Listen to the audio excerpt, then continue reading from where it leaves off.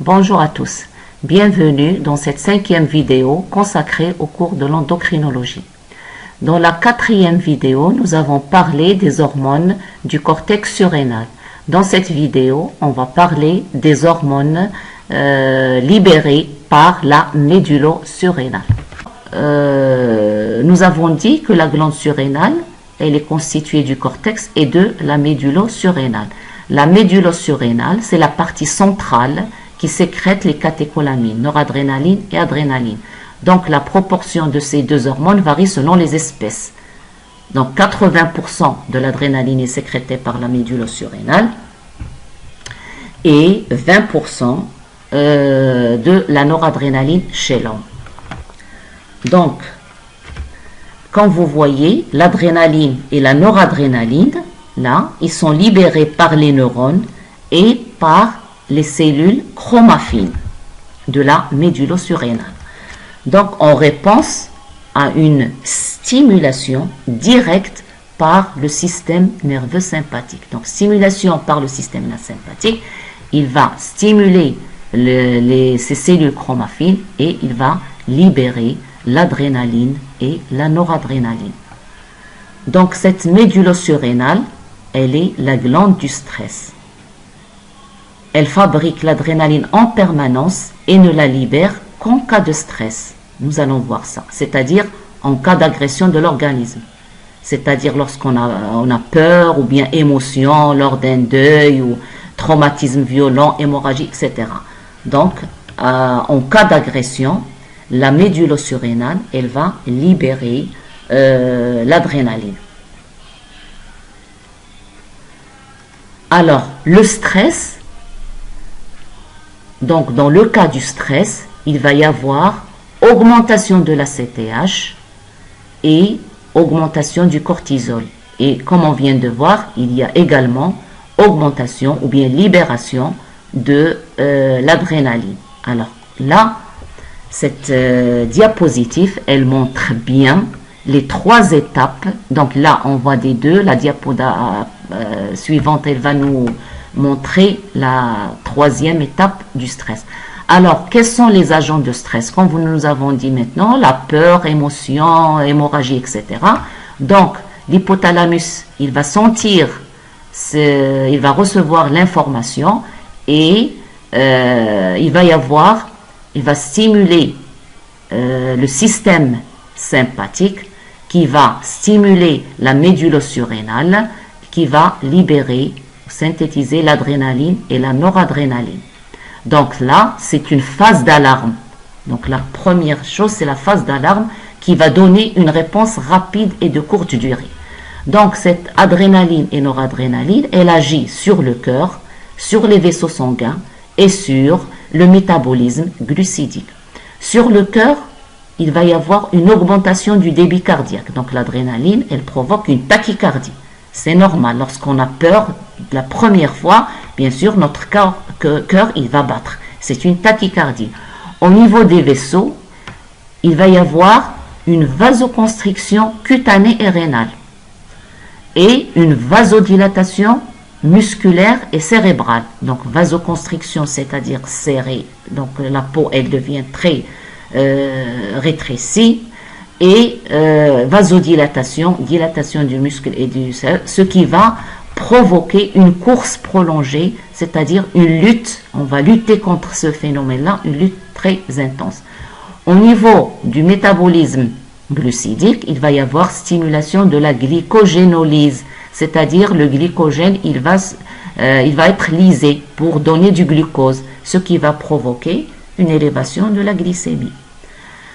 Donc ça, c'est la phase d'alarme, c'est-à-dire la première phase du stress.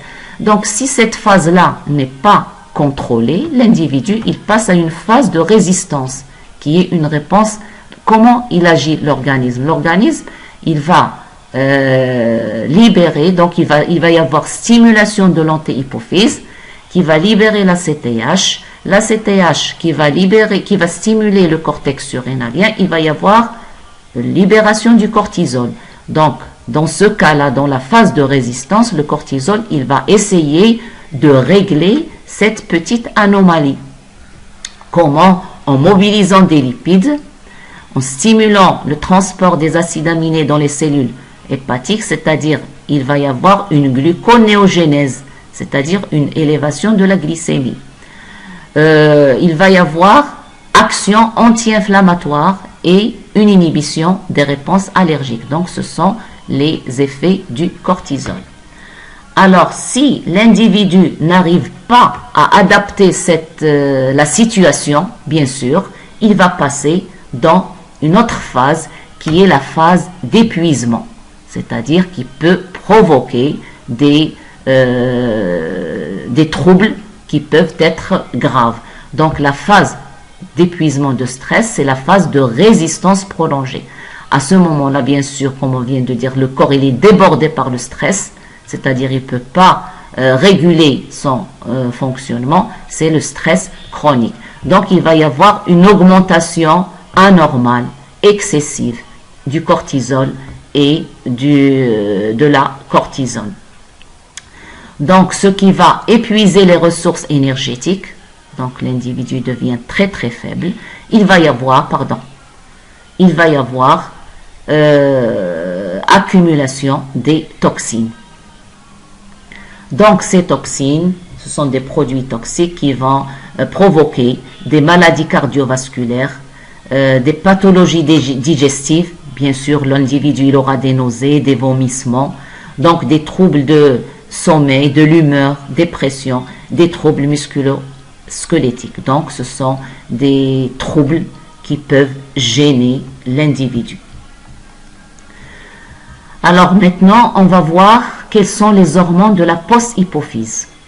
Nous avons dit que la post-hypophyse, elle libère, elle ne synthétise pas, mais elle libère deux hormones qui sont l'ADH et l'ocytocine. La vasopressine, ou bien l'hormone antidiurétique, c'est une hormone qui est synthétisée par les noyaux supraoptiques et paraventriculaires de l'hypothalamus et libérée par l'hypophyse postérieure. Donc elle est désignée par AVP ou pour l'arginine vasopressine ou bien LVP pour lysine vasopressine. Mais en général, on dit vasopressine ou bien hormone antidiurétique. Donc voilà la séquence. Donc il y a une différence uniquement d'un seul acide aminé, arginine et lysine. Donc elle comprend 9 acides aminés. Voilà les noms de ces acides aminés et les 2 cystéines là qui forment un pont disulfure, comme on va le voir dans ce schéma-là. Voilà, donc la vasopressine et les 2 cystéines qui sont liées par un pont disulfure. L'ADH, donc c'est-à-dire la vasopressine, elle est libérée selon les besoins en réponse à l'hyperosmolarité ou à l'hypovolémie. Sa demi-vie est très courte. Donc cette hormone-là a 2 types de récepteurs. Il y a les récepteurs V1 qui sont présents au niveau vasculaire et plaquettaire et confèrent à l'ADH un effet vasoconstricteur et hémostatique. Hémostatique, c'est-à-dire vasoconstricteur, ça veut dire il resserre les parois des vaisseaux. Hémostatique, c'est-à-dire si on a une hémorragie par exemple, par ce phénomène de rétrécissement des parois des vaisseaux, il va arrêter l'hémorragie. Et ça, c'est sans lien avec le bilan hydrique.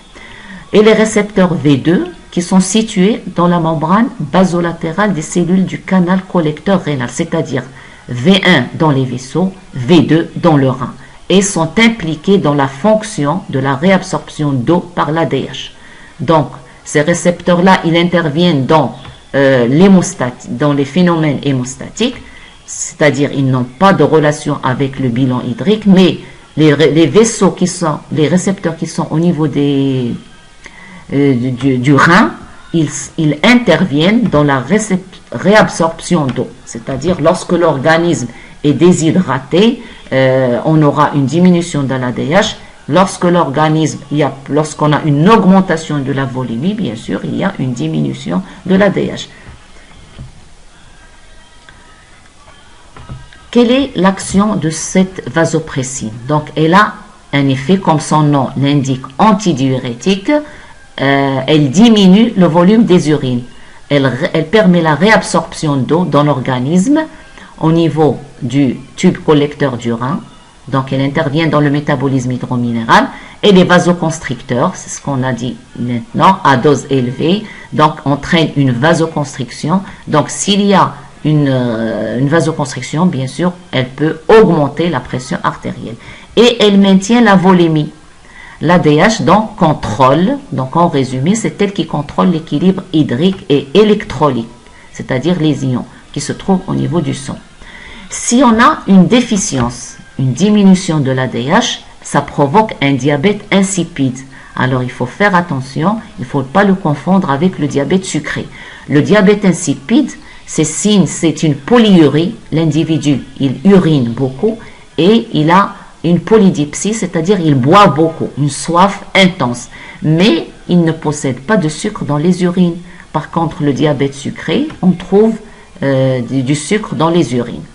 Alors, il y a deux types de ce diabète insipide. Il y a le diabète insipide central, qui est provoqué par une anomalie au niveau de l'axe hypothalamo-hypophysaire, c'est-à-dire c'est à ce niveau-là qu'on n'a pas de sécrétion de cette vasopressine, ou bien diabète insipide néphrogénique, c'est-à-dire il y a sécrétion de la vasopressine, mais elle est liée à une résistance du rein à la vasopressine, c'est-à-dire le rein, il n'accepte, il ne reconnaît plus cette vasopressine.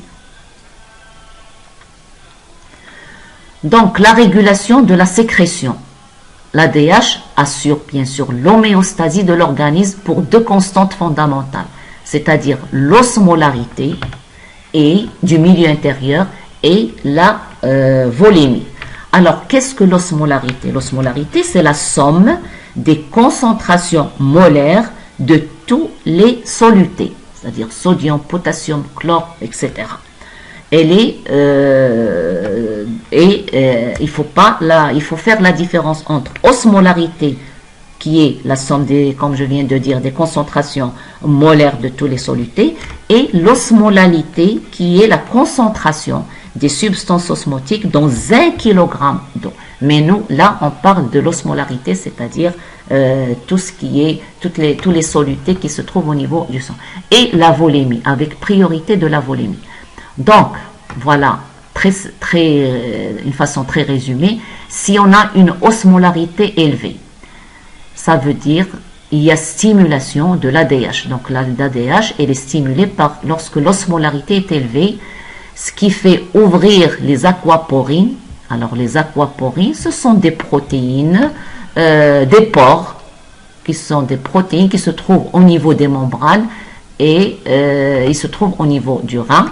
Il y a par la sécrétion de cet ADH, il y a ouverture de ces aquaporines et il y a réabsorption de l'eau, c'est-à-dire diminution du volume d'urine.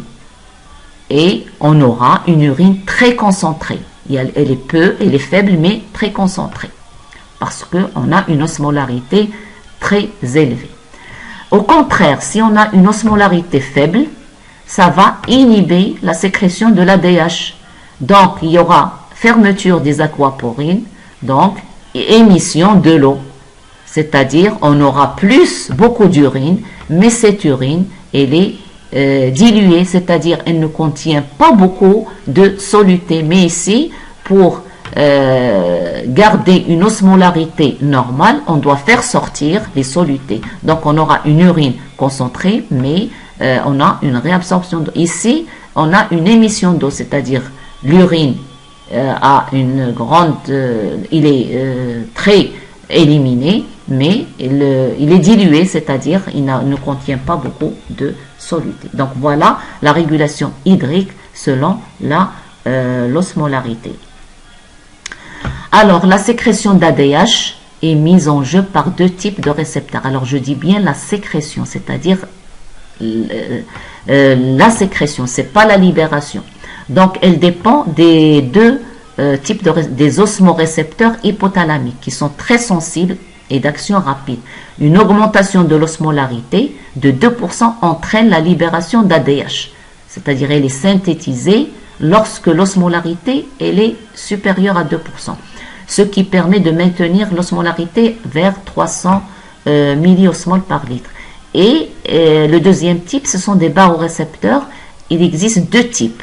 Il y a des barorécepteurs à basse pression, sensibles aux variations de la volémie, on les appelle les volorécepteurs, situés dans l'oreillette gauche. Alors, une diminution de la volémie va augmenter, va stimuler, donc on aura une augmentation de l'ADH, stimuler la sécrétion d'ADH. Une diminution, je dis bien une diminution de la volémie va augmenter la sécrétion d'ADH. Au contraire, une augmentation de la volémie va diminuer l'ADH. Donc, il y a deux types de des barorécepteurs à haute pression. Ils sont sensibles à la variation de la pression artérielle, c'est-à-dire ils sont stimulés lorsqu'on a une variation de pression artérielle. Et ces barorécepteurs, ils se trouvent dans la crosse de l'aorte et dans la bifurcation carotidienne. Alors, une petite remarque, la volémie est étroitement liée à la pression artérielle, c'est-à-dire lorsqu'on a une augmentation de la volémie, on a une augmentation de la pression artérielle et on a une diminution de l'ADH. Donc la volémie et pression osmotique agissent de façon couplée sur la sécrétion d'ADH, c'est-à-dire que l'ADH dépend de la volémie et de la pression osmotique. L'ocytocine, donc le deuxième type d'hormone, c'est l'ocytocine. C'est un non-apeptide, c'est-à-dire constitué par 9 acides aminés, et ne diffère de l'ADH que par l'échange de 2 acides aminés, c'est-à-dire le 3e, l'isoleucine, et le 8e, leucine. Elle est sécrétée par les noyaux paraventriculaires, mais on la trouve également dans les noyaux supraoptiques. Donc sa demi-vie, elle est de 3 minutes environ. Donc l'ocytocine a une double action. Donc ce schéma montre bien qu'elle intervient dans la motilité utérine, c'est-à-dire lors de l'accouchement, l'ocytocine, elle va permettre la contraction du myomètre, le muscle de l'utérus, pour favoriser l'accouchement. Et elle intervient également dans l'éjection du lait, dans la libération du lait lors de la lactation. Alors, comment est régulée cette ocytocine? Donc, nous avons dit qu'elle intervient dans l'accouchement et dans l'éjection du lait. Pendant l'accouchement, suite à la stimulation des mécanorécepteurs par le fœtus qui pousse sur le col de l'utérus, bien sûr, il va y avoir implication du système nerveux central. L'information va arriver à l'hypothalamus qui va synthétiser l'ocytocine et la post-hypophyse va libérer l'ocytocine. Cette ocytocine, elle va permettre la contraction des cellules musculaires lisses de l'utérus et il va y avoir expulsion du fœtus. Par contre, au niveau de l'éjection du lait, c'est la succion du mamelon. C'est-à-dire, c'est le bébé qui va sucer le mamelon de sa maman et qui va déclencher une voie nerveuse sensitive et il va y avoir synthèse de l'ocytocine et libération de l'ocytocine par la post-hypophyse, ce qui va permettre la contraction des cellules myoépithéliales des canaux lactifères de la glande mammaire et il va y avoir sortie du lait, éjection du lait. Tant que le bébé suce le mamelon, il y aura du lait. Donc l'arrêt de l'éjection du lait, elle va s'arrêter par la succion du mamelon. Donc on va s'arrêter là pour cette vidéo et on continuera dans d'autres vidéos, Inch'Allah.